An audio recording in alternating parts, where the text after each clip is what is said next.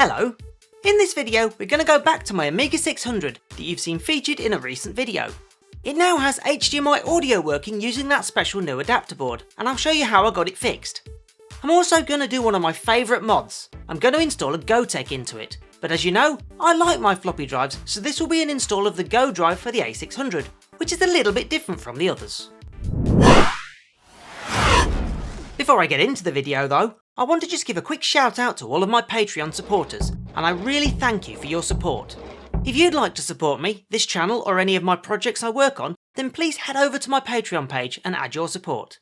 Now, let's start with the HDMI audio. And if you remember, there was this special little adapter board that you could install onto the Raspberry Pi, and when installed with the correct firmware was supposed to provide audio over the HDMI connector. But it actually works perfectly fine on my Amiga 500 Plus. And on my 600, all I got was a horrible noise from the audio. Well, after providing some debug logs and trying out a new beta, it turns out that the adapter board I have it plugged into, the piggyback NOT version 3, actually has an issue. One of the pins the Pi connects to is supposed to be used for an optional LED, but for some reason it's pulled to ground on this board, potentially damaging the Pi. Well, the solution was real easy. I was instructed to simply cut off pin 22 on the bottom, so it couldn't connect to the piggyback NOT version 3 board. And now it works perfectly. And as you can see it here powered up, detecting 2 GPIO mode, so that's good, and just speeding this up to the interesting point, you can hear the audio is now working perfectly. Skipping forward again, and it's worth noting the latest beta also includes a stereo to mono down mix output too, not just for the left or right channels, perfect for those of you who don't like the stereo separation from the Amiga. So that's the audio sorted, now onto the Gotek side of things. What makes this a little bit more tricky is the floppy drive connector is actually under the floppy drive, and so the solution for the 500 and the 1200 just simply wouldn't fit here. Thankfully however, the clever chap at the Digital Retro Bay came out with a special version just for the Amiga 600, so let's take a look at it. Here's the box it comes in, with the fitting instructions available from the QR code on the lid. Inside, the first thing we find is the controller box with its USB port that goes on top of the case. Then we find the cable that connects between this and the PCB that we'll see in a minute. We also find a floppy drive power splitting cable. Finally, here's where the magic happens.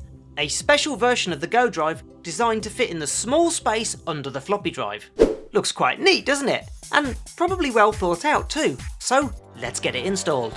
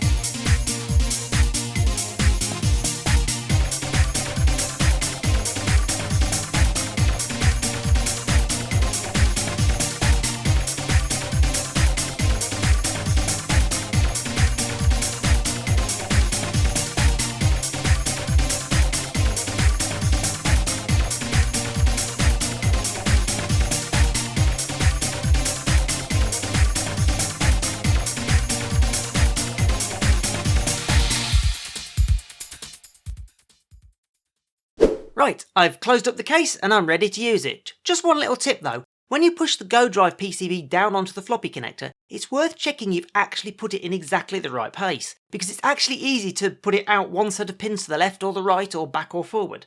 Anyway, let's give it a test first, and you can see that I'm in Workbench, and with the GoDRIvE in the F position I can use my normal floppy drive.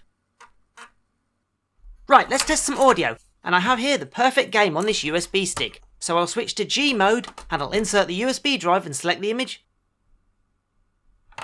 and reboot. Internet points awarded for those of you who can identify the game the quickest from the music alone.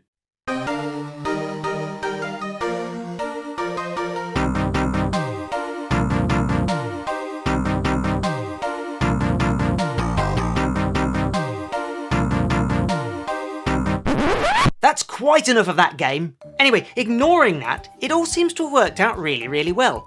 And just like the other Amiga models, the GoDRIvE for me is the perfect add-on. It gives me the best of both worlds. I can still use my original real floppy drive, or I can use ADF floppy drive images. And now also having sound working on the HDMI is a real bonus too. It makes my Amiga 600 very portable, while still allowing me to connect an old CRT, especially useful for those who don't like modern displays. Anyway, I hope you found this update interesting. If you did, give the video a thumbs up and don't forget to subscribe. Thanks for watching, and I'll see you in the next one.